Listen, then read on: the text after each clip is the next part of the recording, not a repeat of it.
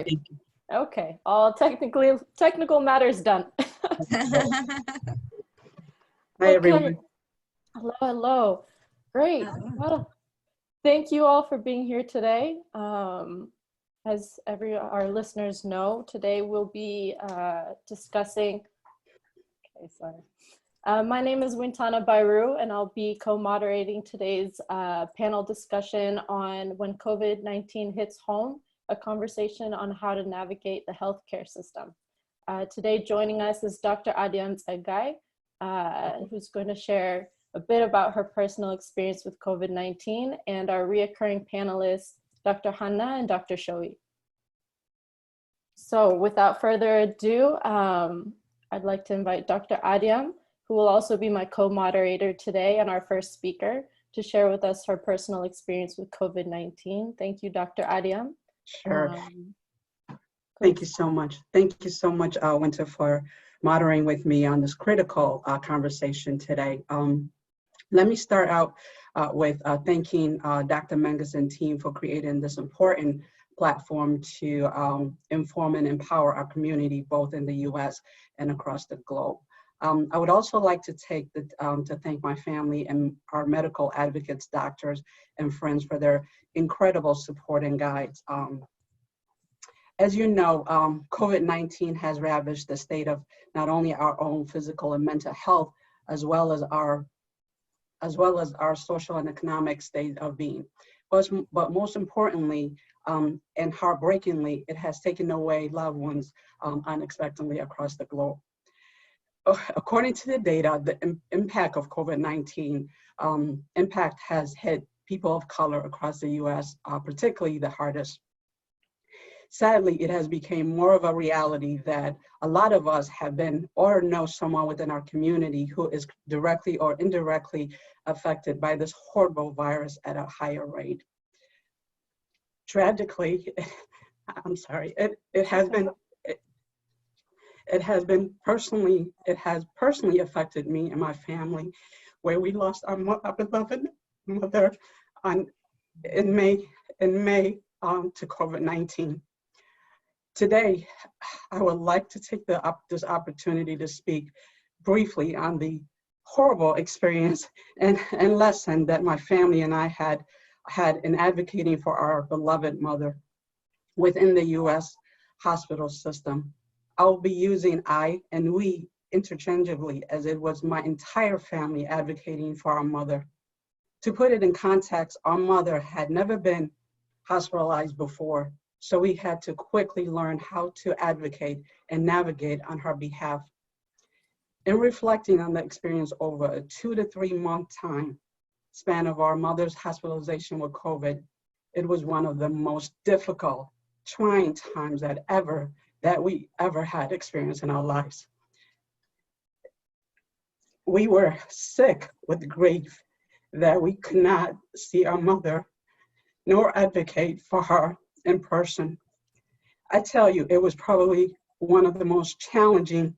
I know the virus was very difficult, but I think that probably the most challenging for all of us was to not be by her bedside during this difficult time. Equally, just imagine having to deal with over 10 plus doctors, 15 nurses and plus, 6 plus hospital staff, mostly through phone calls and Zoom. It was very overwhelming and challenging, to say the least. However, we were determined that we were going to be her voice and ensure that our mother received the best quality of care that she deserved. It became very real that the medical community had a lot of uncertainty surrounding the virus and its effect, as you all know. To this end, not only did we have to educate ourselves about how to navigate the inner workings of the hospital. As I said, we would never, our family was never in that situation prior to this, but we also had to learn about the virus and treatment options and any reports that were coming out with respect to COVID-19. In order to effectively advocate for our mother, we had to request to get access to our mother's medical record on a daily basis. In doing so, it was powerful and empowering. It allowed for us to recognize that our mother was not receiving all possible form of intervention, therapeutic trial treatments that the hospital was offering or providing. Also, by having her medical record, it allowed us to ask detailed questions regarding her prognosis and progress. It was also important that we made sure we had a daily update from the doctors and the nurses. I tell you, these calls, particularly with the doctors, usually lasted 30 to 45 minutes. And I tell you, those doctors knew early on that we were going to be this type of family, that we were going to ask questions, and we were going to do follow-up with those questions to ensure that we were on top of everything that was happening with our mother. So they knew and anticipated. As a matter of fact, there was this joke that all the doctors would sometimes relate to us in saying that we know that we had to prepare and get our document information together. Remember, we were dealing with 10 and plus doctors, so almost every 2 other days, it was a different doctor that we were dealing with. And what we found was very important was to keep a journal. I have 2 journals that sequence the event that we discussed on. And this was really critical because, as you could imagine, it was a very stressful time. And so it was very helpful to have the journal to be able to refer back to. This gave us, but more importantly, I want to stress, this gave us the opportunity to respectfully challenge and question the treatment plan that was being used on our mother, which I think is a very key to empower individuals. At times, we find ourselves formally and in writing requesting treatment that were not being offered. It is important to note that we were not just advocating for the treatment, but for the treatment to be given in a timely manner. And at the time, the research was suggesting that time was of essence in terms of how these treatments were having an effect or not on individuals with COVID. But I have to tell you, this was not done in isolation. We reached out to medical advocacy network, families, and friends to help, to inform, and at times participate on calls with us. This was a time to rely on our community, and it was humbling to know that these individuals spent countless hours assisting us at every level. And I think this is where I think at times we get our pride get in the way, but this is not the time for that. This is the time to rely on each other. I am very certain that we know people in the medical field. We know people that could help us to advocate. So reaching out is probably one of the most important things that we did. Another important aspect of our experience was understanding the role of the non-medical staff, social workers, patient relations, the spiritual care factored into the medical team. These services and individuals were key, not only providing information to our family, but also serving as a connection between us and the doctor. They were instrumental at times in facilitating a team meeting with doctors, both in person and virtual. As part of the medical team, these individuals documented our concerns and our wishes. And I can't emphasize enough that these individuals or services are part of the hospital intent to ensure that patient voice and wishes are heard. And it's important to know that these individuals, and particularly in the COVID era, as you know, it was difficult for us or anybody to go into the hospital, but these individuals were allowed to be in the hospital, so they were there at times with our mother when we couldn't be. So it was important to know these individuals. Another important part of our advocacy was also to understand and learn the hospital policy, particularly as it relates to COVID, because there were an ongoing changes relating to therapeutic trial drugs, visiting policies, both virtual and in person.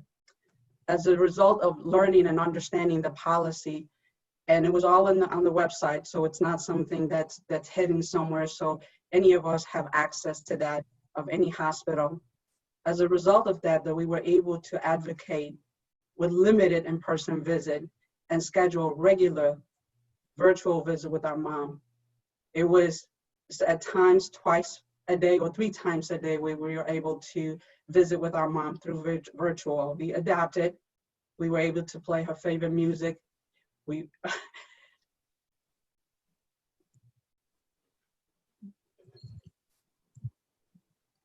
Thank you, Dr. Adiam. Lastly, it was always essential to remind the medical staff that our mother was not just defined by COVID, and to focus on her as a person. It was at the beginning that I constantly we heard that it was the COVID patient. It was the COVID patient. We insisted that they referred to our mother by her name. And I have to be honest and tell you that each changed our dialogue with the physicians and the nurses, because now they had somebody by name, a mother, and they were able to define her differently and talk about her much differently. What I could tell you with confidence that all the medical personnel that encountered with our mother knew who she was. I could tell you when I called the front desk, the front receptionist knew who I was and who I needed to speak with without even me asking for her and for the unit. So it was powerful to know that from the receptionist all the way to the chief medical officer of the hospital knew our mom and understood her health condition and all the things that we were doing to advocate for her, because we were the one that was going to advocate for her because we knew her the best. And so I know this was a little bit emotional, but as you can imagine, it was our mother, beloved mother. And I thank you for giving me this opportunity to share briefly our experience with our mother and with the hospital. Thank you. Thank you, Dr. Adiam. Truly, thank you. I know this must be very difficult to speak about, but our gratitude towards you for humanizing what's going on and the steps, truly sharing the importance of pushing for the well-being of your family members. This in itself is an emotional topic. It hasn't hit all of us, but we do have to understand that when it comes, all we can do is be prepared as much as we can and do our best. So thank you for sharing what you went through. Thank you. At this time, I'd like to move over to Dr. Hanna to give us some insight on outpatient standard rights for COVID-19. Thank you, Dr. Hanna, for being here today. So let's just start with what does it mean for your family member that has COVID-19 that has to stay home? So first of all, I just want to say thank you to Adiam. And one thing that I would like is that Adiam was persistent and tenacious in advocating for her mother. I wish every parent that is hospitalized has that kind of advocacy. And it was night and day for over 5-6 weeks non-stop. And that was, she did everything she can. And I think, Adiam, we cannot fight what is, what things that we cannot control. But I just want to let you know that you did the best that you can to get your mother what she needed. And I have never seen that before. And, at the end of the day, the outcome was different, but I think you should be really, proud of yourself, how you advocated for her. And I want you to be the messenger for everybody that has a parent or a family member, because the hospital system is not an easy to navigate. There's roadblocks everywhere, as you remember. And, but you went through those roadblocks and you were there. As you said, you made your mom not just a COVID patient, but by her name, they identified her. And so I just want to say thank you. Welcome. Thank you. Right. And in terms of outpatient, for instance, there are two kinds of patients, right? So there could be many kinds of patients for COVID. The ones that are asymptomatic, the ones that have very, very minimal symptom. Maybe they had a little of a fever or a cough and that was it. 2 days and 3 days lasted. And some that were sick, but not sick enough to be hospitalized. Okay, so we're talking about the ones that are sick, that not sick enough to be hospitalized. And these are people, the symptoms is not easy. They have difficulty breathing, they have cough, okay? They may not have the oxygen level that is, risky for their life, that they need hospitalization, but they have persistent cough, they have body aches, some people may have diarrhea. But we're told you're not sick enough. I mean, even if you go to an emergency room and these were just minimal symptoms and they send you home, you're fine, just, weather it out at home, And so what does that mean? That means then that person has to drink appropriately, eat appropriately. If the body aches are bad, they may have to take, Tylenol or some sort of pain control to go on through the duration. And what does that mean to the family? The family means that if somebody is sick, then you would have to quarantine them, right? And unfortunately, a lot of the our communities and any other immigrant communities and Black and brown communities, we don't have the luxury of having so many rooms to really, isolate our parents or whoever is sick. And in my instances, for patients that I have, most of my patients were Hispanics and multi-generational families living together. Grandparents are there, aunts and uncles are there, most of them immigrants, and they may have 3 rooms and a living room and one bathroom only. So when I tell them, okay, now you need to really isolate yourself, they're like, okay, I'm going to lock myself in the room, and then maybe where's the other family going to be at? So it's just so difficult to isolate, and therefore this diseases became rampant in these communities because there's no physical or any way that you could do to follow what the CDC guidelines are. The rich people could go somewhere, isolate themselves somewhere else, or if people of means can isolate themselves, and people do very well with that. And so what we do when a patient is identified as COVID patient, but not sick enough to be hospitalized, then in our clinic, what we determined was we just can't just tell them to go home and you'll get better. Or if you get worse, just go to emergency room. We had to have a system put in to where we check on them. First, we triage them. Triage mean, okay, how sick is he? Do I have to call him every day, or somebody has to call him every day, or is it every 2 days or every 3 days? And this would be either nurses, trained nurses, or physicians calling to check on these patients. If the symptoms are worse, then we would guide them to go to emergency room, or sometimes at times we have sent ambulance to the homes. And so we have to make sure that they have adequate food, that we have to, in some instances, some community organizations were providing food services because if people are not working, they're just isolated, all the families in home, nobody is working, and most of them have no means of getting extra money. And so food banks and other agencies were dropping food for the family. And so, or family members, extended family members in the community would drop in food at the door and leave.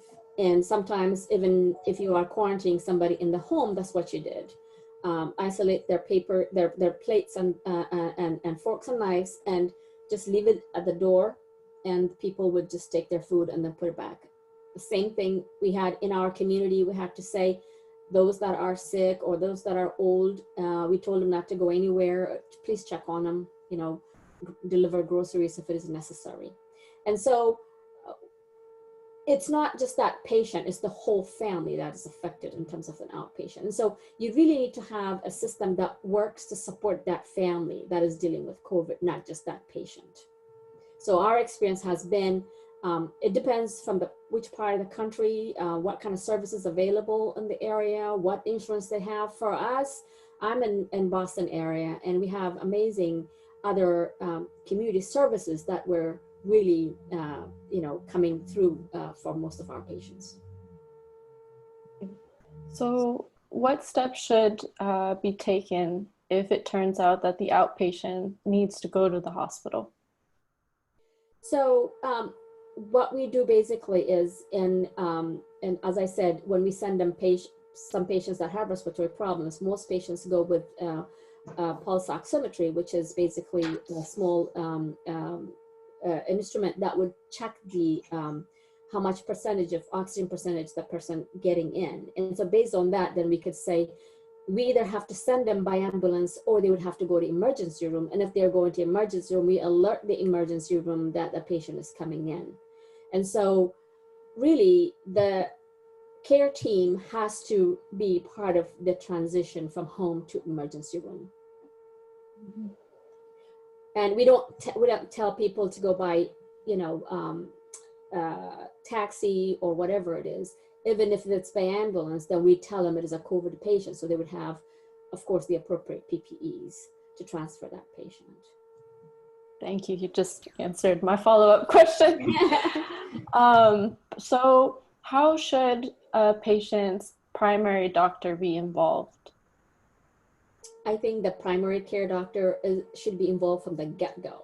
Okay. Initially, we did not know. It was just things were happening dramatically, and primary care doctors do not know what to do with the COVID patient, and that's why we said, okay, you got to go to the hospital. But as time goes by, now we have more information on what we need to do and what to expect when a patient is sick. So the primary care, the day that the patient is in a hospital, they need to follow, because information flows to the primary care, and also at the time of discharge.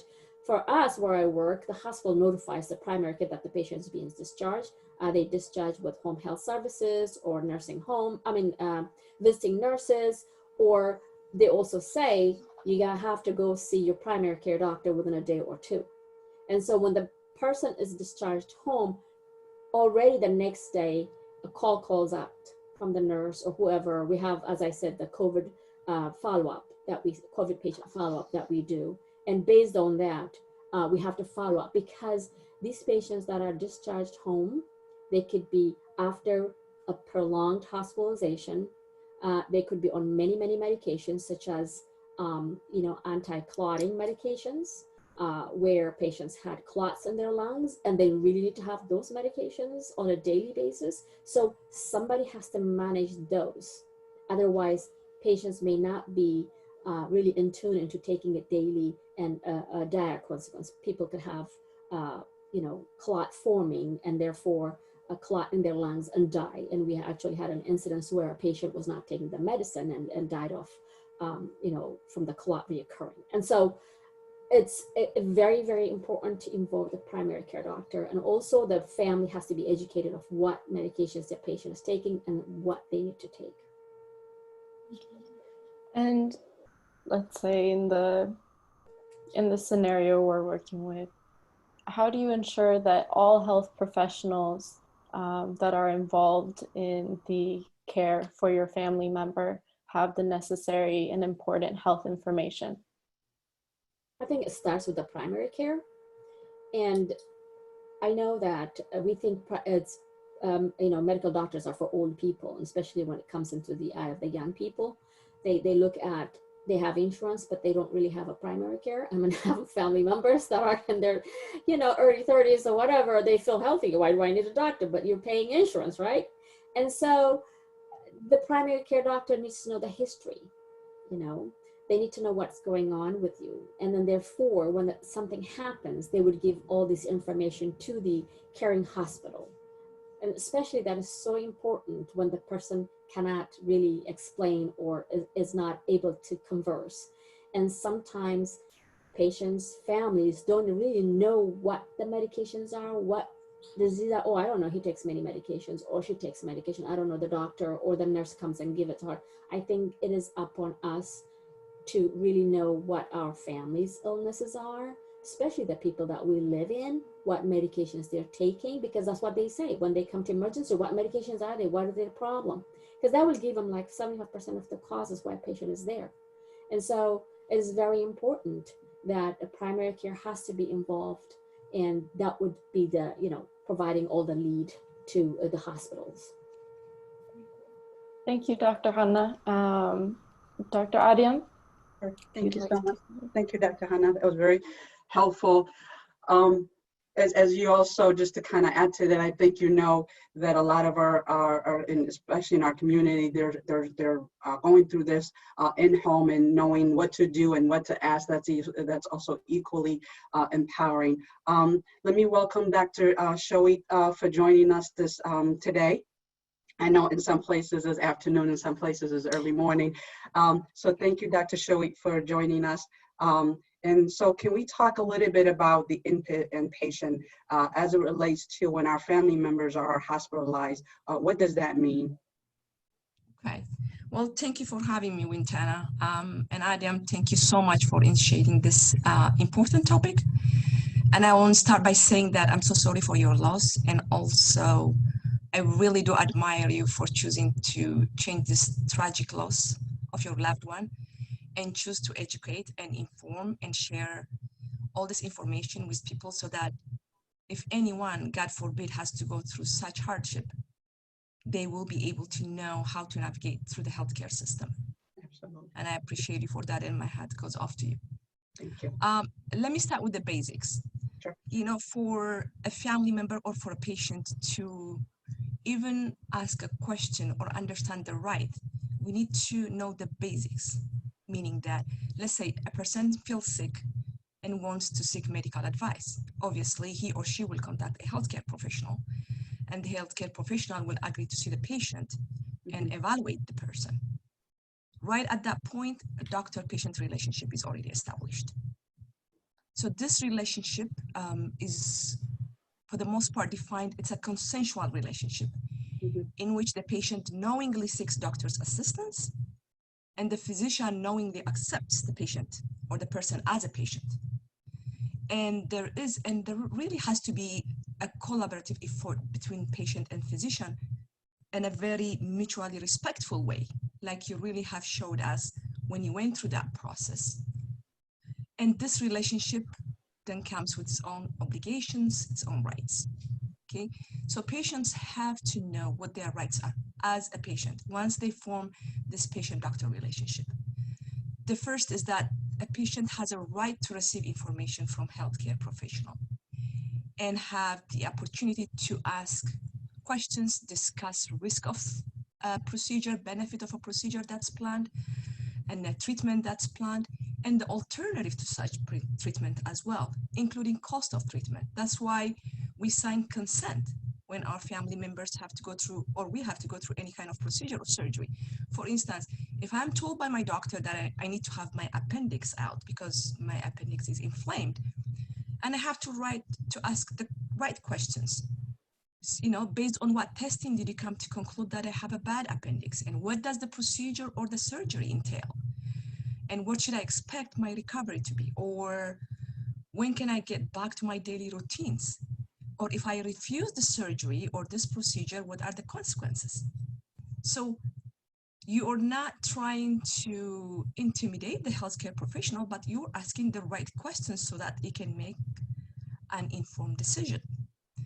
The second thing is that the patient has a right to make decisions about the care the physician is recommending, and also have the right that these decisions has to be respected by the healthcare professional. So a patient who has decision-making capacity may accept and may even refuse any recommended medical intervention.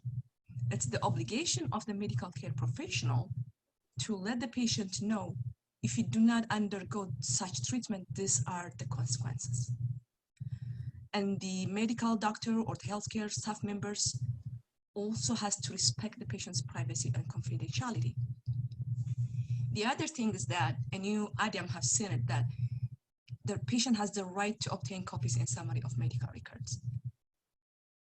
And also have a right to get a second opinion. If I'm told that I need to have certain procedure, and I feel that my questions are not answered, I'm misunderstood, or for whatever reason, and I ask a second opinion, I have a full right for that. And the one thing that we also have to know is that a patient has a right for continuity of care. I think Dr. Hanna mentioned it. if let's say I'm in a hospital getting a treatment for, say, heart failure, the team who's taking care of me in the hospital has the obligation to get me a follow-up appointment as an outpatient. And a very good point Dr. Hannah mentioned is that patients are discharged with a medication list. 2-page list of medications. Some of these medications, like blood thinner medications, need a close monitoring and follow-up and blood testing to be done. Otherwise, patients can end up with bleeding or having more clots. So the medical doctor in general has the obligation to respect the patient's autonomy, to maintain confidentiality, and also explain treatment options, and has also the obligation to provide the highest standard of care. And he or she has to commit not to abandon the patient without giving him or her, the patient, adequate time to find a new provider if a patient asks to have a new provider. So all these rights, when it comes to COVID, the same rights apply. So now let's go to, inpatient care. So when does a patient, when is it recommended for a patient to go to emergency room and need for admission? It all depends on the symptom severity.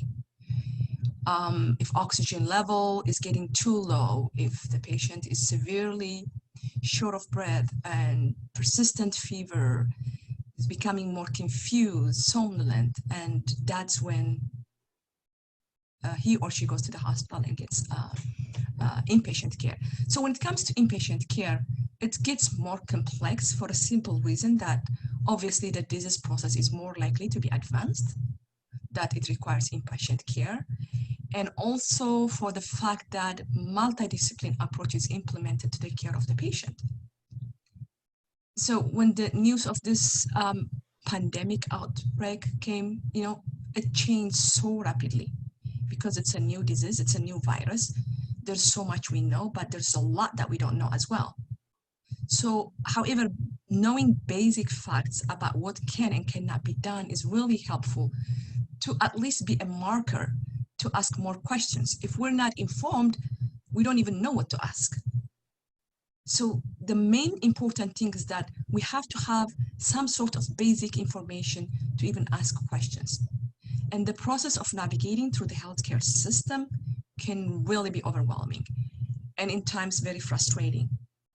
And in addition, during this pandemic, it has become like a nightmare, as Adiam has mentioned, both for the patient and the families, because you can't be with the sick loved ones in the hospital, because hospitals are not allowed visitors for particularly COVID patients in an effort to contain the spread of the virus. So we need to know once our loved ones are admitted to the hospital is that we need, as a patient or as a family member, we need to get updates from the doctors and the nurses. And you have to make sure that the hospital or the care facility has the correct information on the record for the patient's #1 contact person. So just choose any family member. If there's anybody who's in a healthcare profession, that's preferable. If not, just pick one person to be kind of sort of the medical quarterback. So that person can oversee care of the loved one.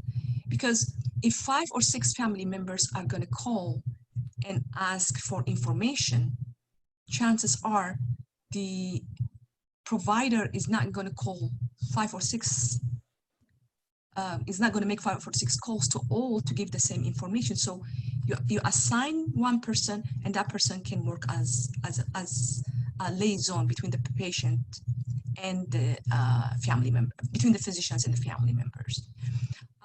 Since many hospitals are not allowing visitors, so it's advisable for patients to bring a smartphone or tablet in order to virtually communicate with friends and family. And also the nurses and doctors can also use these devices to share updates on the progress of the health status of the sick person. And at times, I know, Adiam, you've been doing this, and it was like,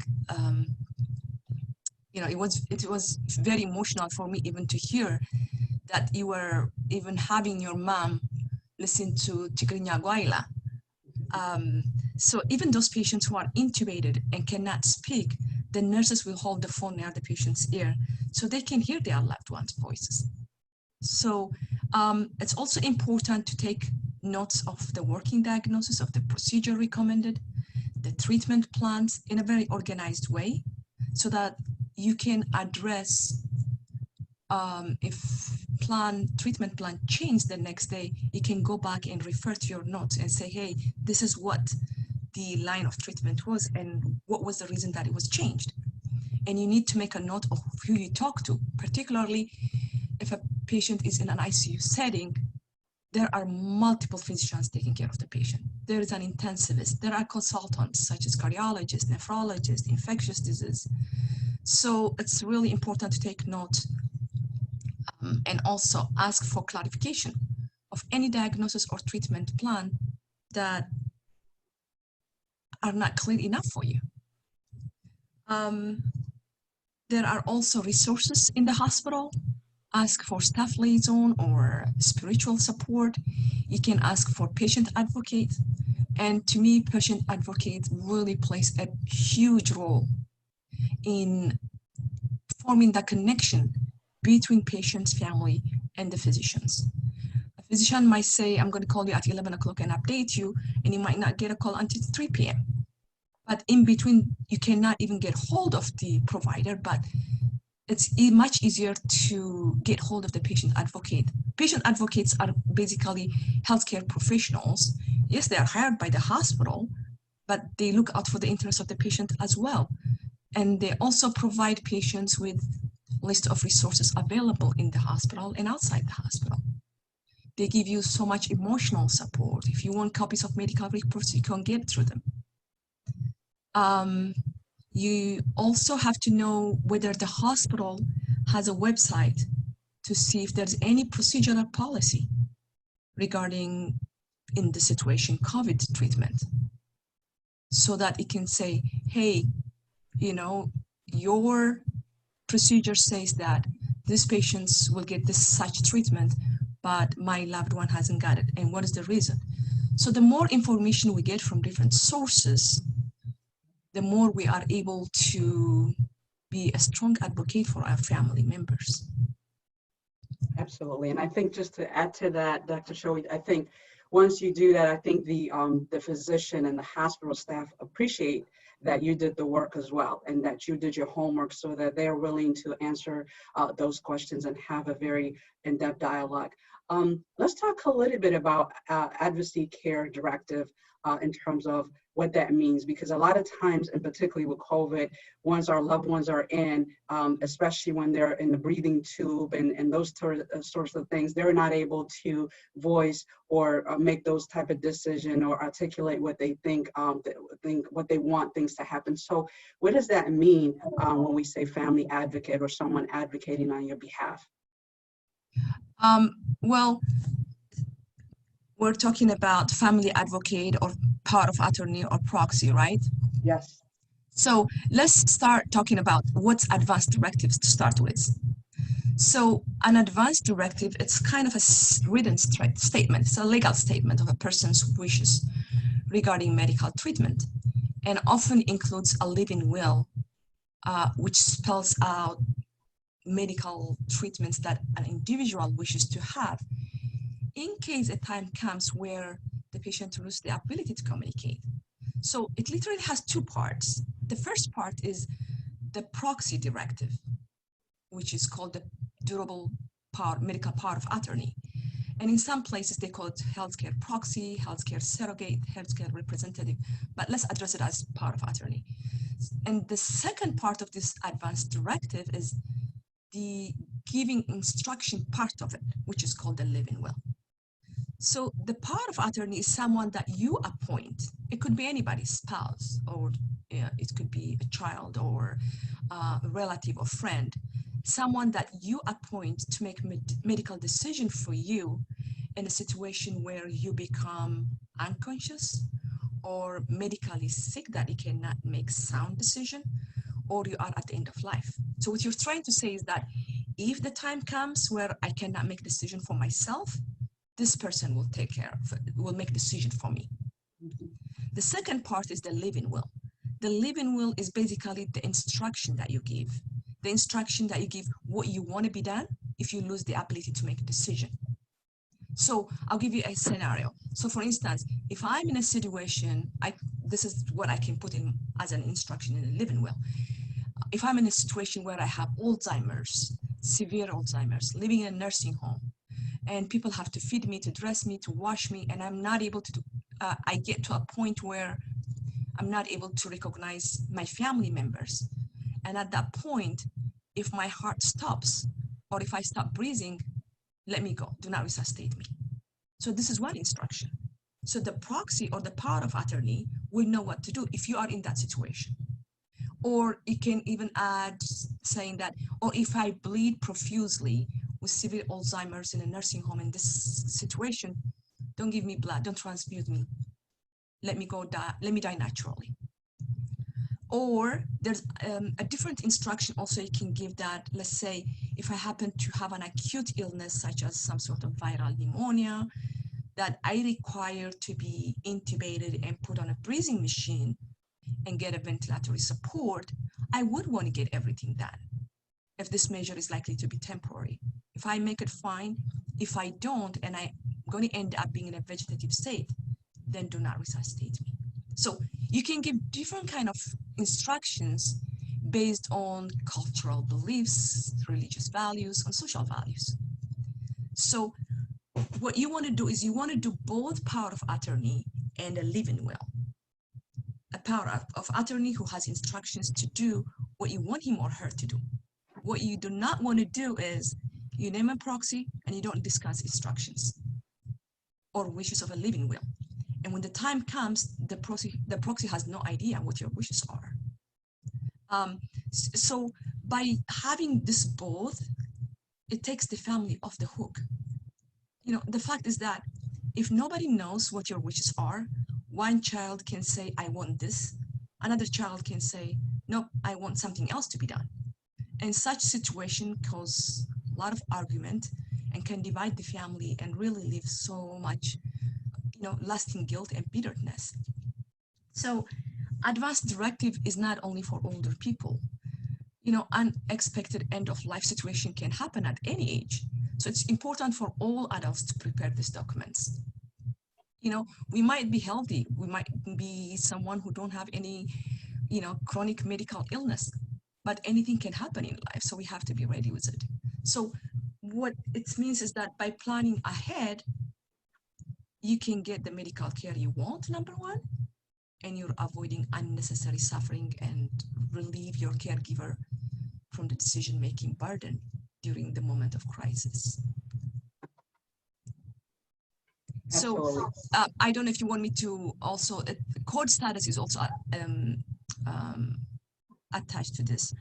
I'm sure you were asked to give them what's the code status of your mother, right? So a code status is, there are different kind of code status, meaning that if you want your loved ones to be resuscitated, full code means do everything to bring me back. DNR or do not resuscitate means if my heart stops, don't do anything. And there's another condition called do not intubate, means that yeah, you can do chest compression, you can give me medications, but don't put me on a breathing machine. But I think let me talk about the full code first. So if I happen to go to the emergency room with a massive heart attack and cardiac arrest, the first thing that the emergency room doctor is going to assume is I'm a full code. So the emergency room physician is going to do everything possible to bring me back. At that time, there is no time to say, what's the code status of this person? Does it have a living will? Living will can be like 15 to 20 pages. Who's going to sort out through that to decide? So at that point, it's assumed that that particular patient is a full code. So, and especially if there's not a DNR ordered in a chart, immediately it's assumed it's a full code. So resuscitation protocol is immediately started. And we really have to be very informed about, you know, what's resuscitation method? What's CPR? It's not like in the movies where we see CPR done, which seems to be painless and really effective, and the actor immediately instantly comes back to life. In reality, only 15% of resuscitated patients leave the hospital alive, and only 5 to 10% of them survived less than a year. So when we talk about full code, it has 3 components. Number 1, there's a CPR component of it where you compress the chest deep and hard to reach the heart, apply electrical shock to get the heart back to rhythm, and give supporting medications. The second part is the intubation part. Insert a tube into the airway and attach it to a ventilator so that oxygen can be delivered into the body. And the third part is giving different medications called vasopressors to get the patient out of shock state. So the second part is the DNR, as I said, do not resuscitate, meaning don't do CPR, don't do intubation, don't give me medications to get me out of the shock state, leave me alone. But I want to emphasize that DNR, do not resuscitate, does not mean do not treat. I can have a DNR order, and if my leg is broken, I will get treatment. My leg should be fixed, right? If I go to the emergency room for pneumonia, one of the thousands of questions that you get asked is, what's your code status?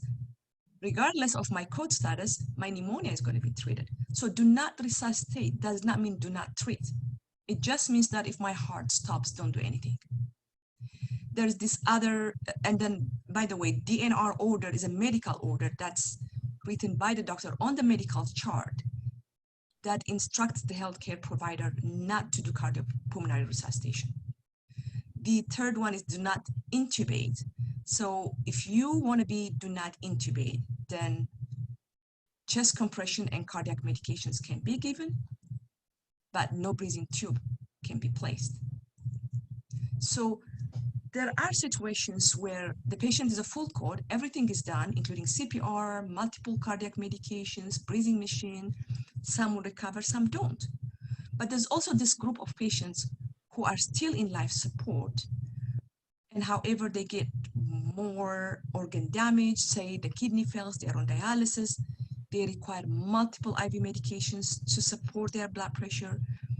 The breathing machine or the ventilator is delivering oxygen to its maximum capacity, but there's no improvement. So at this point, the family members, including the power of attorney, should have a new discussion, readdress the code status.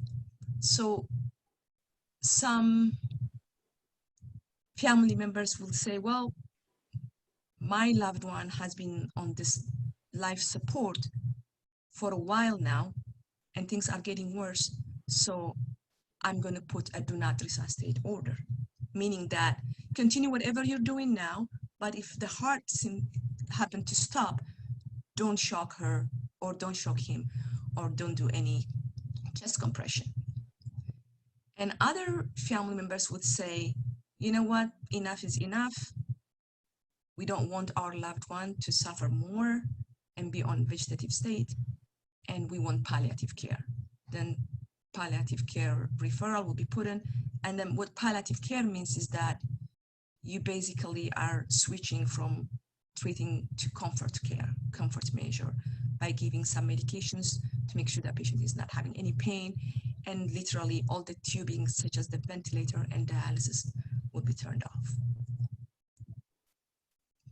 Thank you so much, Dr. Shoei. I think the information that you provided us is so critical, and particularly in the COVID-19 era, is that those are all the things that we experienced as a family. So thank you for that insight. Back to you, Winter. Yeah, no, thank you all for your insight. We're gonna move, well, first I want to highlight, yeah? I just want to add one more thing to what, Shawit said so eloquently. One of the things that we have to remember is that when somebody is in such a condition where they're not, they have everything, they're supported by machines and they have, let's say, dialysis, multiple organ failures and all that, but there's no family, or there's nobody really to guide how the doctors what to do. And then they have an ethical committee, or they have also hospital lawyers that they would say this is a futile care, meaning that it's not worth anything. It's not going to materialize to anything that is positive in this life, except to generate and just continuous discomfort to the person. This person is always getting their blood work done. They're doing all kinds of stuff with them 24 hours, and it's just not keeping them on the ventilators only. And so, and then this is also causing thousands and thousands of dollars a day. And so the hospital would take legal, approach to, either terminate the continuous management of the patient until either somebody else takes over. And so those are the other issues. And what we don't want is people to fall into where the hospital has to be forced to provide those things, or come up with some legal things or ethical committee to decide, well, you know what, based on all the existing evidences that we have, we can't really support this person, and it is a futile care, and the hospital has decided and has a legal right to do those things. So that's what we don't want. That's why these healthcare proxies or living will are so important part of it. And the other thing that I wanted to add was basically what happens is a person dies, and there's no healthcare proxy, there's no power of attorney. What power of attorney, there's a healthcare, and also there's a property and other, ownership of that person's, wealth or whatever it is. And so if you have not designated anybody, and you have worked all your life, and you have your savings or whatever it is, you have property, and it would be so difficult for somebody to come in, a family member or so, going through the laws and the court system to navigate, to say that he has a family, or he has a son, or he has it's very, very difficult. And so most people don't win. And guess what? All that, whatever property or wealth that person has, goes to the state. And so it's very important. There's a medical part, and then also there is a social part that we have to think about this, as all of us, not you guys, but as most people are getting older in the United States, and we have to know what is our legal rights and what do we need to do to prepare for those things. And the other thing also is that we have a right for interpretive services given under any languages, as long as the hospital is paid by Medicare or providers or other medical doctors. The person has a legal right to demand interpretive services into the language that they're comfortable with. And we cannot accept a doctor says, well, sorry, can't see you, I don't speak your language. That's not acceptable. Thank you for that added point, Dr. Hanna. I think we've got some great key points out of this discussion. I want to thank you all, before we move over to the Q&A session, for truly highlighting the importance of having one person in the family in charge of directing those communications between the family and the medical team, to really lead that initiative, but also the importance of preparation. I don't think death is ever something that we can truly prepare for, but we do have documents that can help ease the burden on our family members if that day was to come. So once again, thank you. We're going to move over to our Q&A session. Participants can they can raise their hand. There's a function on the Zoom to do so, and you can be unmuted to ask your question. Iyasu? Yeah. Yep. Do you have a question? It's not it's a question, but mainly really a comment. Number one, I think having such great Eritreans giving wonderful advices, I think we should be proud. I hope everybody is taking advantage of this, and congratulations to you and Mangus also for organizing. I have my deep feeling for Adiam, who had the strength to tell us about what she passed through. And I think the other thing I just wanted to mention is, which is an unfortunate thing, the system here, which is really from the healthcare system, and that is the primary healthcare is the key. as far as I'm concerned. I'm a specialist myself, but still, I think I have my respect to primary health care. The main person, or it could be a doctor, or it could be a nurse practitioner, what have you. I think it should be the main person who should work as a liaison, as a care of the patient, in decision making, in everything. Unfortunately, this is not really in practice. What happens is, in severe cases where subspecialists are needed, patients are moved to the specialist. That's where they end. And then when it comes really, when the family really need really nice communication, explanation, the primary health care is not. But so my personal advice is really, I'll be very adamant that people should choose really a good primary care person.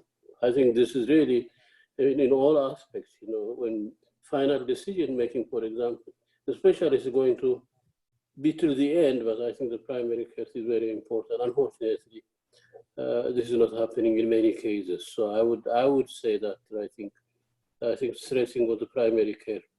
I think the others are well described. I don't think I need to go into. Dr. Showit has done fantastic, explanation of the system in regard to it, the resuscitation and other things, So that's what I would suggest, that I think having good relationship with the primary care and depending on the medical care helps. Now, it all depends upon the disease too. If it is something chronic, like HIV, we went through that many years ago, that is different. That maybe the specialist probably may have to take over in many aspects, but still primary health care should be involved and should be in decision making. That's what I want to say. Thank you. I appreciate that. Thank you, Professor Yasser.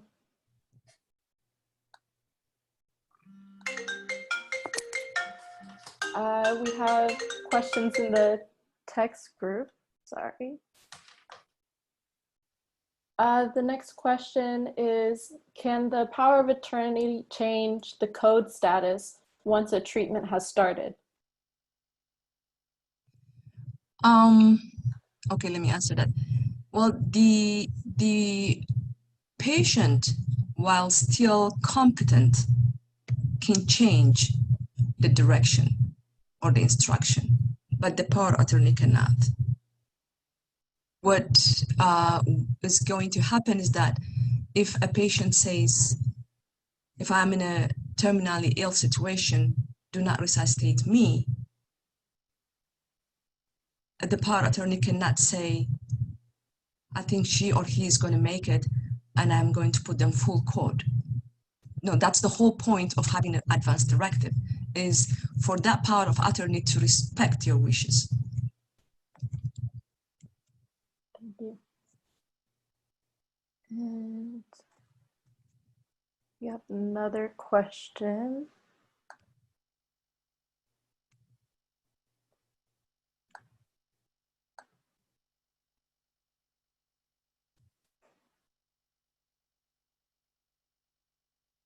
Hello? CJ? I think he's muted.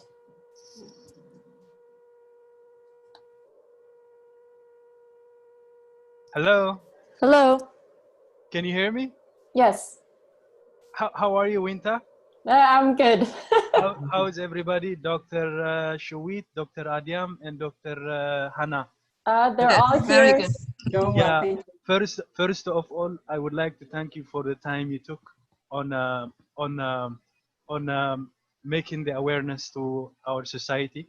I'm so grateful, and thank you for sharing your personal experience in these times. You have already covered so many interesting points, but I think my question may be out of the topic.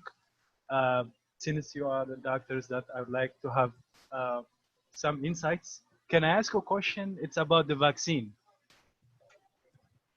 Is that okay if I ask a question about the vaccine? Sure. Okay, so, are you Dr. Hannah? Dr. Adiam? Dr. This is Dr. Hannah. I don't think we mind for you to ask us at all. Oh, okay, Dr. Hannah, and for all the doctors, with all the respect. You see, there is a big big misconception about vaccine in the world today. So as doctors,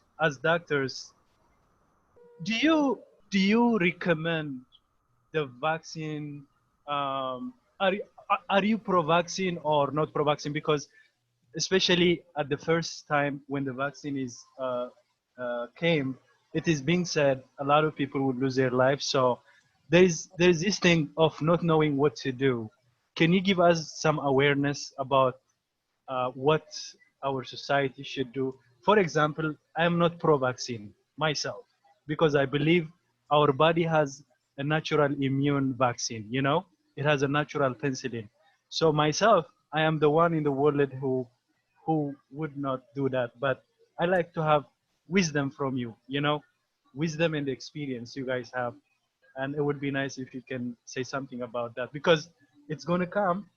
I was hearing the other day it's going to be $16 for one vaccine for dose, but there's an agreement with the companies that it will be free. But anyway, what do you think on the vaccine? So you're talking about the COVID vaccine or just general Yes. vaccine? No, the COVID vaccine. Okay, so we are scientists, and so we, with evidence-based, knowledge is what we believe, and I'm sure Sherwood would agree with me. I And do. I would just say that I'm a pro-vaccine. Okay, vaccines have played a major role in averting many catastrophic diseases in the world. Okay, we're talking about polio, we're talking about measles, we're talking about meningococcal diseases, meningitis. There's just so many of them. And I don't think they would exist if they didn't have a benefit, okay? And so I'm myself an infectious disease specialist, and so I'm a very much advocate of vaccines because these are vaccines against infectious agents that really kill people, okay? So what we don't know is about, COVID. So imagine the amount of infectiousness this virus has. I don't have to tell you, all you have to do is look at any news and look at all these red lights everywhere in the whole United States, okay? 67,000 new infections a day. You understand? That means in Texas, you have seen those trucks, refrigerated trucks waiting for bodies to be put in, just like it happened in New York. So that's going to happen everywhere, okay? And what is the only thing that we have besides social distancing, wearing masks, and doing every kind of things to prevent ourselves and loved ones from getting COVID? The only thing that is left is vaccination, okay? So it's in its infancy. We don't even know if it's going to work. Is the vaccine going to be a yearly one, or is it a 6 months one? For example, flu vaccine, saved many thousands and millions of lives, if you ask me. Okay, because there are people that die from complications of flu itself. And so every year, starting sometime in late August, we start vaccinating for flu, okay, because we know it works. And so, but we've had many years and and sciences behind the validity of flu vaccines, even though it changed from whatever the season may be. But in COVID, because of these horrible pandemic, that is viewed as the only thing that is going to control this disease, okay? And there are people that are actually healthy people volunteering and being vaccinated. And, we will know what the side effects would be. So you have to look at what is the benefit versus the worst that can happen. And so if the benefit outweighs the disadvantage or the worst thing that's going to happen, I'll go with the benefit, okay? And so I don't want to die from COVID. The minute they have vaccine, I'm going to take it, okay? Not only me, and I'm going to make it available if it is for me, and advise all my patients to be vaccinated. I take care of HIV patients, okay? I have a lot of HIV patients, they're immunosuppressed. I have a lot of diabetic patients, they're immunosuppressed. We have a lot of people on some sort of biologic for different diseases that puts them at immunosuppression. We have asthmatics that are taking, intermittently steroids to take care of their breathing system. We have people with lung, tobacco-related lung diseases that they have to be on these medications. So we have a lot of immune suppressed people that are at risk already. You know who's dying, right? These are people that are complicated medical illnesses, and there's nothing that is stopping this virus. And so, yes, I would go with the vaccine. But, people are different. They have different views. They're anti-vaxxers, I don't understand why my child that is vaccinated or, going to school and there's an unvaccinated kid, people may not have, reached or completed their vaccines. Why should that unvaccinated kid in schools affect the others? The same thing. And so if you're not vaccinated, so you're going to carry the disease, you have a risk of getting the disease than a vaccinated person. And so therefore you are the vehicle for transmission of the disease to others. And so it's not just about what you want. You have to look at the society as all, public health. And so we just have to really think about those things, not only about what we feel, but what are we doing to our community and society. Thank you, Dr. Hanna. I think we have a follow-up question on how can we strengthen our immune system as we go through this time. Dr. Shoei, maybe if you could take that on. Mm-hmm. So strengthening the immune system, it all goes back to, the basic stuff, eating healthy, exercising, addressing our chronic illnesses, and controlling our risk factors. If we have high blood pressure, the more stricter we control our blood pressure, our risk of having complications from other infections such as COVID is less. If we are diabetics, making sure that our blood sugars are controlled makes a huge difference in preventing worse outcomes. So it's about eating healthy, it's about exercising, it's about taking the initiative to take care of ourselves. There's some studies out there who mention some supplements such as vitamin D and some supplements, but as far as you're eating a healthy and balanced diet, you will have a better immunity compared to not. Thank you.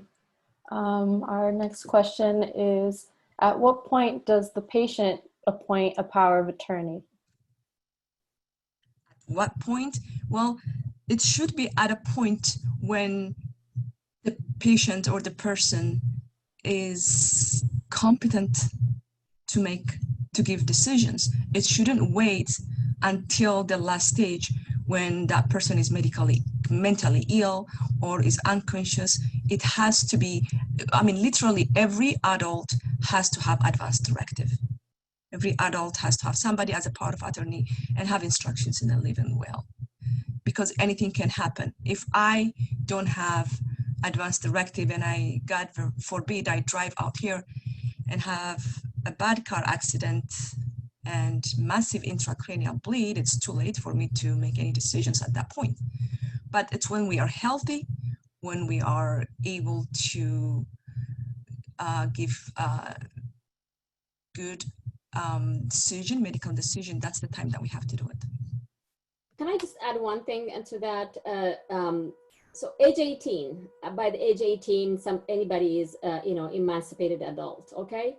They can start making decisions for themselves.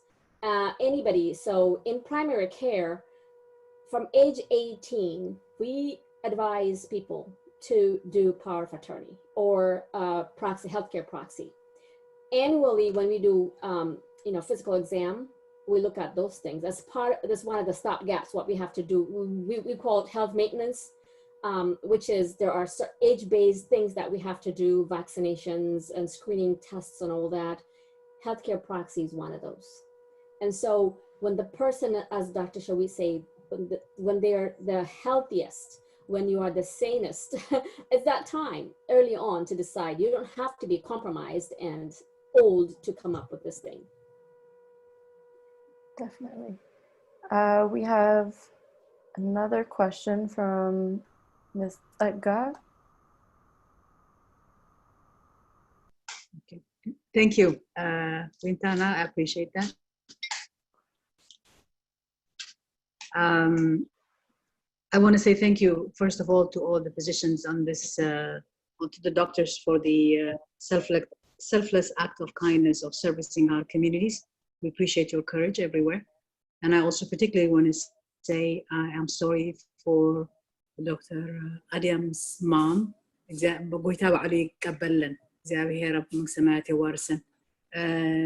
So my question for all of you is, I've been listening to stories that some of our loved ones are passing, and the retention of the body for a certain number of time is passing for many reasons. Obviously, people want to have different kinds of burial processes.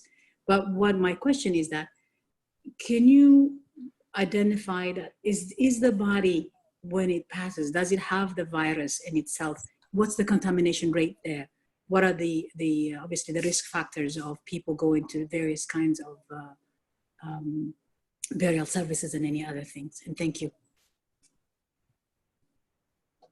So in terms of at the time of passing, is the person infectious? Well, you know, it depends on how sick they are. Sometimes the virus hangs into the 80 days, whatever, but then is it really virulent or not? Is it infectious or not? Nobody knows. It could be just the virus particles that are testing positive. So even an individual that really their symptoms are 14 days is what we say that the infectious rate, and by then the virus should disappear, right? But there are some people that are past 14 days that carry the virus, and we still the science is not out there whether these people are infectious or not, okay? But what it is that most people that are dying, they have been already, it's been past 14 days, and nobody's gonna test a body whether the virus is there or not, okay? So the assumption is that probably the virus is gone and the person is not infectious. And secondly, the fact that the body is prepared, okay? Usually, at the funeral services. And these are the people that actually deal with this, where they have, of course, preps and stuff. And so I don't believe that there would be, a risk, the body would have a risk of transmitting, to the grounds or what, because we don't really know that. But I think I want Adyam to explain what the process she went through in terms of, transferring the body or what the aftercare. Sure. I think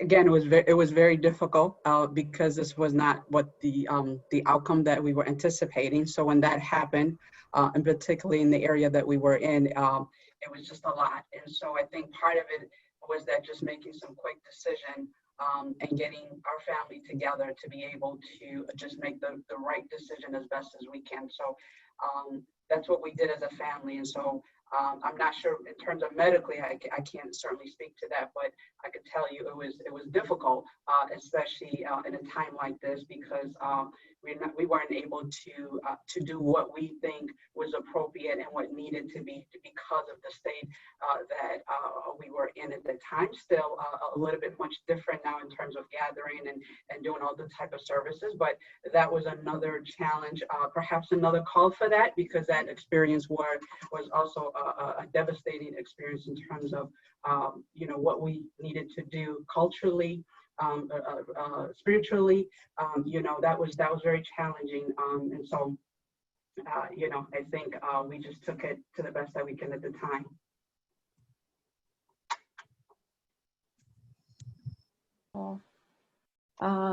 We have one question on what is there specific power in certain types of food in boosting the immune system?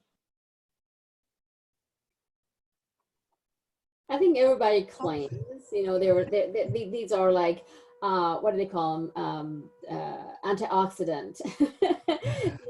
Everybody claims antioxidants, so berries or whatever it is. I don't know. I don't think there's any scientific evidence, to be honest with you. When we talk about scientific evidence, we're talking about randomized, double-blinded study to show which benefits, which did not. I don't think we have that, but a lot of industries or organizations claim that they have the power of this and that. And so I don't think that there is anywhere, even vitamins are not, you know, supposed to be provide you anything that is substantial unless you are not eating. Okay. If you have eating disorders or some sort of, then you're not eating the most appropriate or well-balanced meal, then we add, you know, supplement. Older people that have digestive issues, we have supplements such as Ensure and things like that. But these are needed substances to replace what the patient is not getting. But for a healthy person, I just don't know. I mean, maybe Dr. Sherwood, do you have any idea? Well, my take into this is that what is the point of taking supplements when you are eating balanced diet and exercising, but at the same time you haven't controlled your chronic illnesses? I see this all the time. You know, I have patients who are overweight, I have patients who smoke, but they still come and ask me what supplements can I take to prevent heart disease. Well, you need to control the risk factors. So I think more than supplements, we need to talk about how do I control my risk factors? How can I lead a better, healthy life? And for the most part, as a cardiologist, 85% reduction in heart disease if you do the right thing. There's no medication that can do that.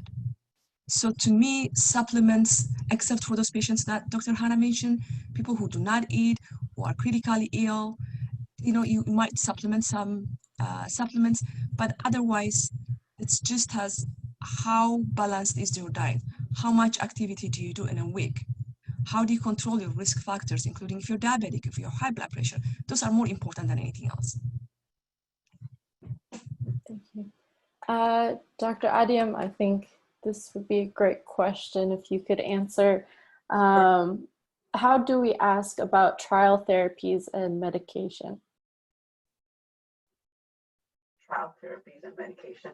I think one of the things that we did was look at, and like I said earlier, look at the policy of the hospital that we were dealing with was leading the effort on the research of COVID and treatment of COVID. So one of the things that was very helpful was to be in that type of hospital setting. So looking into their policy and understanding what they were sort of laying out as to the criteria of patients being eligible for the trial treatment. So we use that as a guide to really advocate and know that, I have to be honest, we did a lot of research too in terms of trying to understand what treatments were coming out, what they were being said in terms of the outcome of those treatments. So really having the conversation, looking at the hospital policy in terms of what type of treatment they were performing. And remember during that time, especially during that March, late March, April,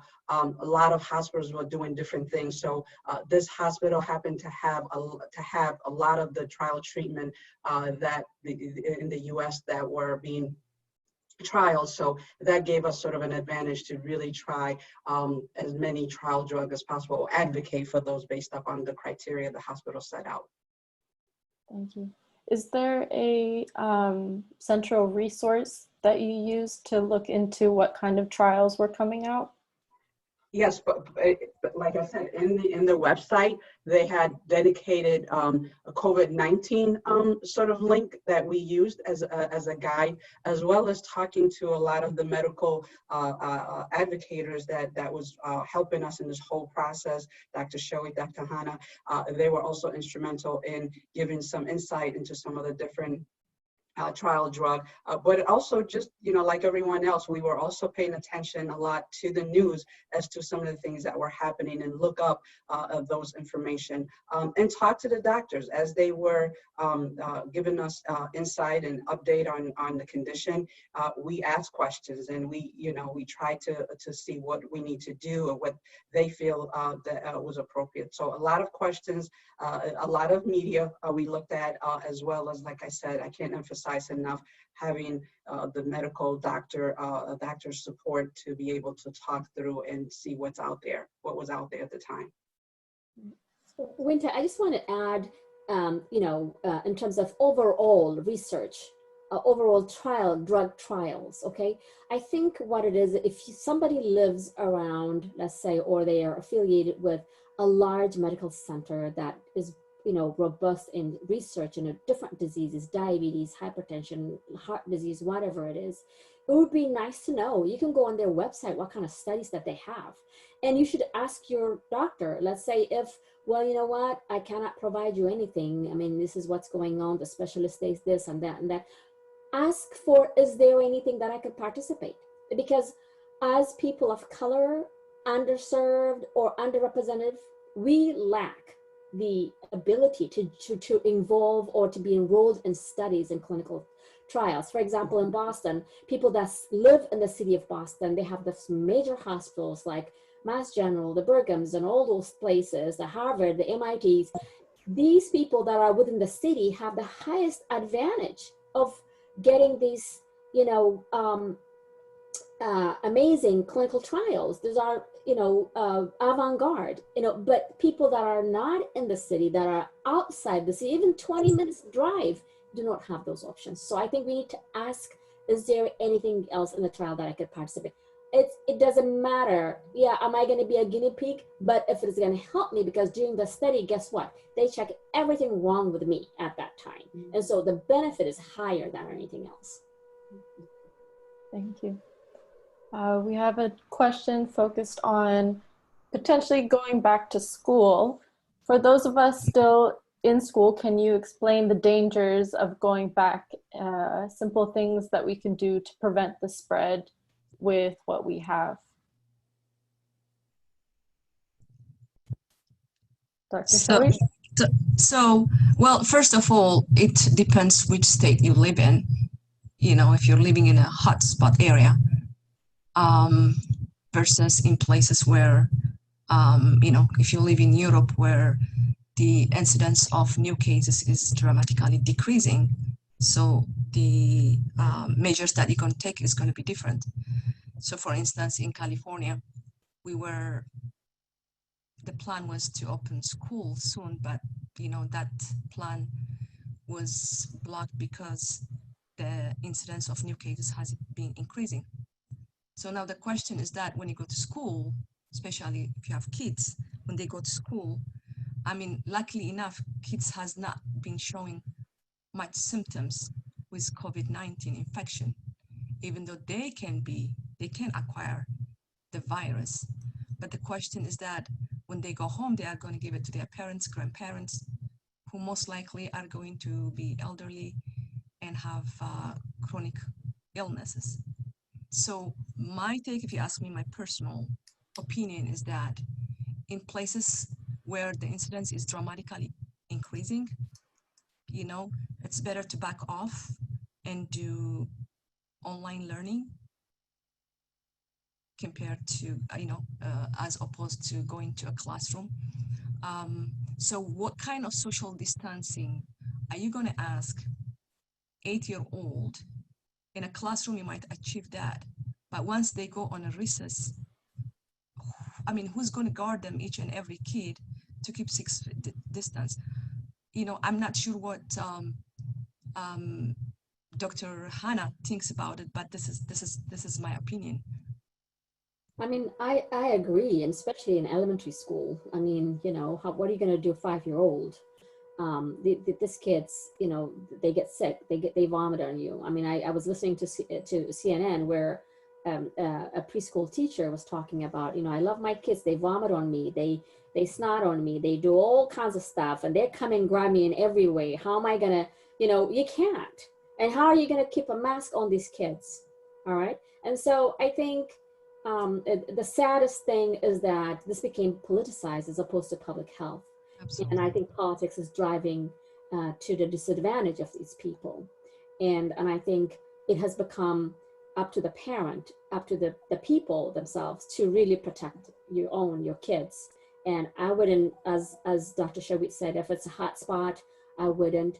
Massachusetts, we're like, the prevalence of COVID is almost about less than 2% at this time. And but they still have not really decided to open school or not. Most of the universities are online for now. There are very few that are bringing kids in Massachusetts, I mean, in the Boston area, Massachusetts. And this is, we're not hot. We are less than 2%. But still, we don't know what's going to happen. These kids come from different colleges, from different states. They could be coming from hot states. Well, right now, if you come to Massachusetts, you have to be quarantined for 14 days from majority of the states. And so what does that mean to people coming from different places, different countries? And so I think we just need to wait and see what it's going to come up in terms of, but in California, all these red places, you know, the map is all red. What, the 21 or the 38 states, I wouldn't think about school, to be honest with you. So we're going to go ahead and take one last question. Well, two, sorry. For those who recovered from COVID, is there any chronic condition that needs to be managed? So I'm going to answer that because, you know, there was really a very important ground rounds given by Harvard Medical School recently. And basically the whole thing was about post-COVID, post-hospitalization, you know, in terms of what happens to these people when they come up, what do you do, depending on what it is. And so, you know, we really have to be careful, and it's not a generic one fits all. It depends on what the patient came up with, each individual really to look at what is their outcome. So what they were talking about is people that had been in ICU for quite some time, and their transition to, you know, a rehab, even though their disease is fine, but majority of them are still on vent, you know. Majority of them, the ones that are out, they still have respiratory symptoms, you know, shortness of breath, very fatigued, lack of energy, and some of them can't even walk, okay? And these are people that had been in ICU. But how about the ones that just had a little bit of a pneumonia and they're out? Well, there's such a thing called a brain fog they talk about, that people can't really seem to really have a clear mind, or they tend to forget things. There's anxiety, there's what we call PTSD, you know, that people feel like they're gonna get sick again. There is depression associated with it, not only with the patients, but also with the family.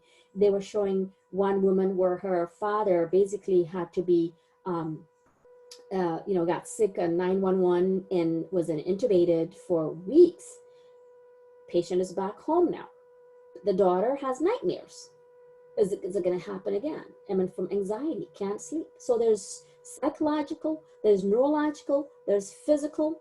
There's in so many aspects that disease, that this infection has affected people that have recovered, and that people do not know. From this conference that I attended virtually, they actually are starting studies to follow these people, or they're looking at multidisciplinary approach. The cardiologist, because patients are tachycardic, the heart rate is always, and they get tired all the time, fatigue.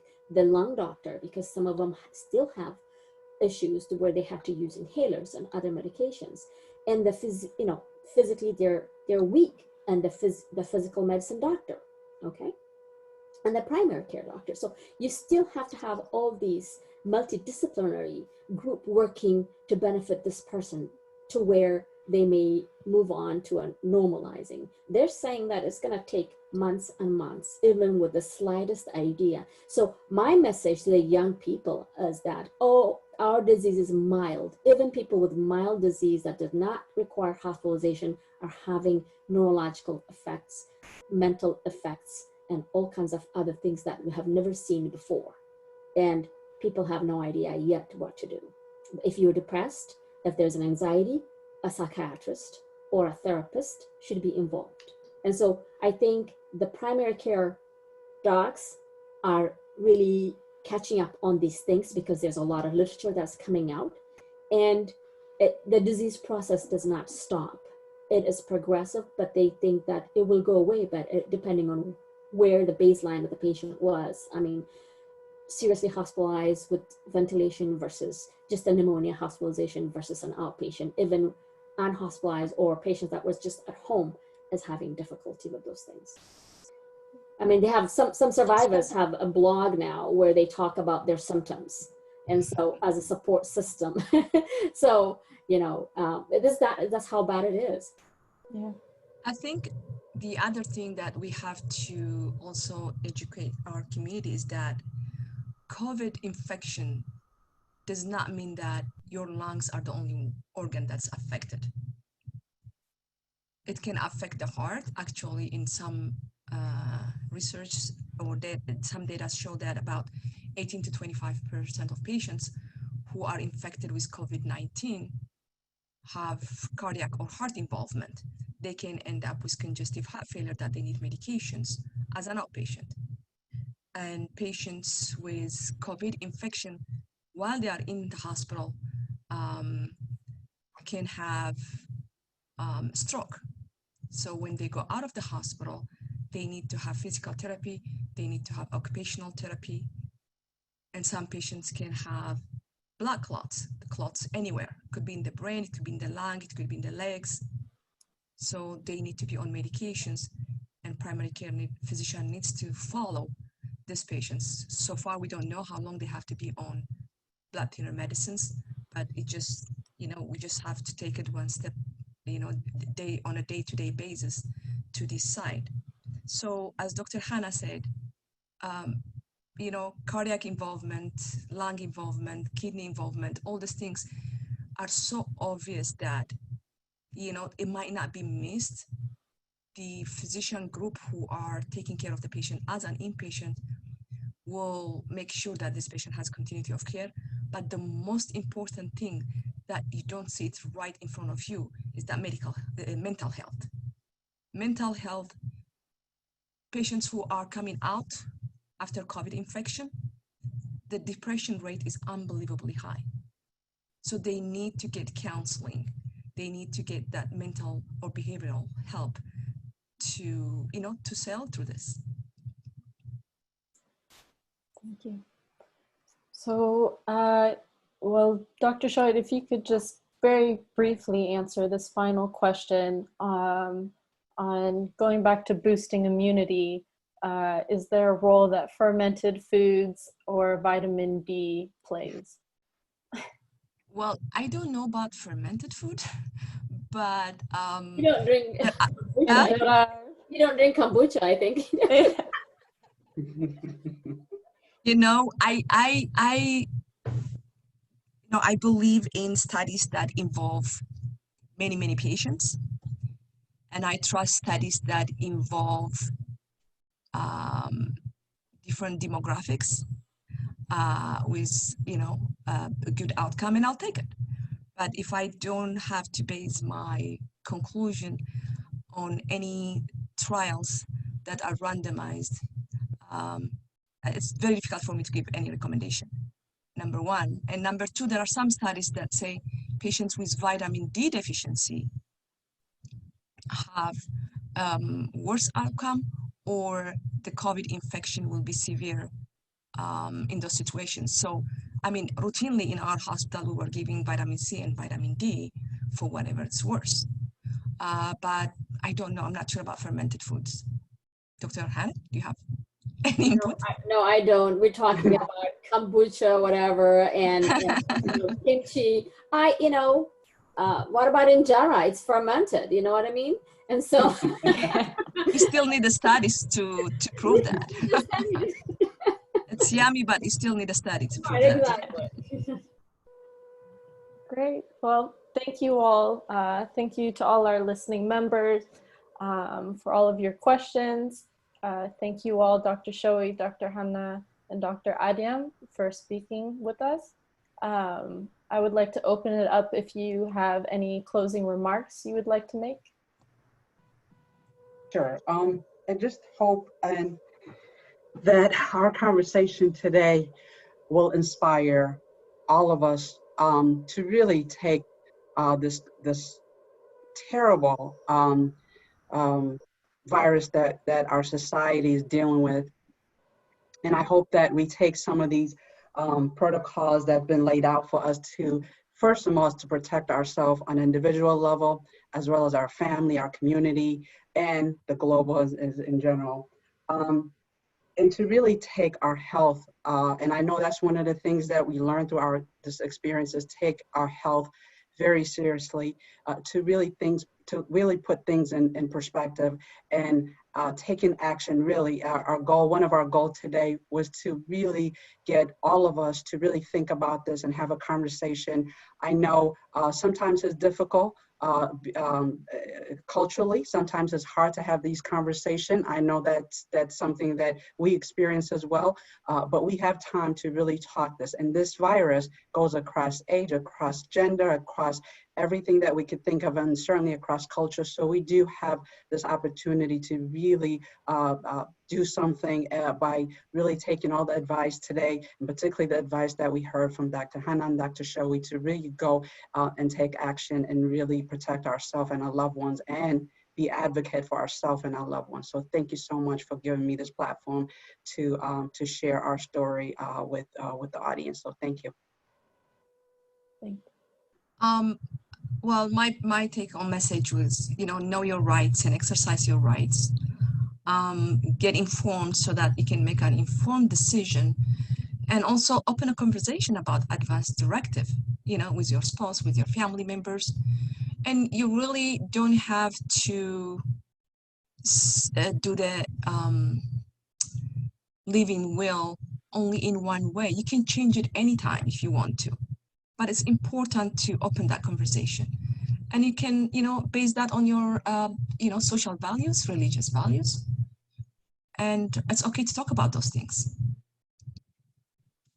So one thing that I just wanted to say is that I think with COVID, what do you do to protect yourself? Oh, I stay home. I don't do anything. I don't meet with anybody. I don't do that, which is kind of a danger in itself. And then so I think we need to put our mask, if needed, gloves, and start walking the walk that we need to do, because we have to move, we have to exercise. One of the things that we noticed with COVID is that we told everybody to stay home. Well, people with heart disease, with other comorbidities, were skipping going their doctor's appointment, and actually not even going to emergency room because we told them don't go to the hospital. And a lot of them had horrible outcomes. People with heart attacks, other respiratory illnesses. There are people that really compromise their health for not going to emergency rooms or going to their doctors. Now, there's such a thing as telemedicine. All of us are doing telemedicine or virtual medicine, which is either through the video. I see you, you see me, we talk. If you have a rash, I will know what it is. If you don't have a way to see me, then we talk on the phone, and I will try to address whether it's the diabetes or the high blood pressure. I think clinics are coming up with all kinds of things where blood work could be done. I want to make sure your A1C is still okay, the diabetes is still well controlled. And so we cannot forget the primary illnesses, the basic medical illnesses that people have, and you need to pay attention. COVID is a distractor. We cannot just focus on COVID and forget the other one, because we are seeing that a lot of our patients are really falling behind in a lot. And so what we're doing in my hospital is basically, we are actually outreaching to those high-risk patients and bring, and contact and do the visits. They need to, we have to bring them. We have a safety area, and we have to reassure them our hospitals, our clinics are safe for you to come to have this important thing to be done. Hospitals are opening in Massachusetts, and I don't know where it is, but things that were passed, whether it is mammogram or whether it's ultrasound or whatever, they are being rescheduled and patients are coming back. And so please, just do not isolate yourself at home. You have to maintain your medical care, all the other stuff, because these are the things that make people sick. It's the uncontrolled diabetes, the heart disease that makes the COVID infection worse, and where patients don't do well. And so my advice is, let's stay healthy, let's walk, let's take our medication, and keep your medical appointments or whatever you need to do. Thank you all so much. And once again, thank you to our listeners joining us from all over. Just to wrap things up, preparation is key. Continue to take care of yourselves. Prepare for the future. We are going to get out of this eventually. So stay healthy, stay safe, and we'll talk to you next time. Thank you all. Thank you, Winter. Thank you, Winter.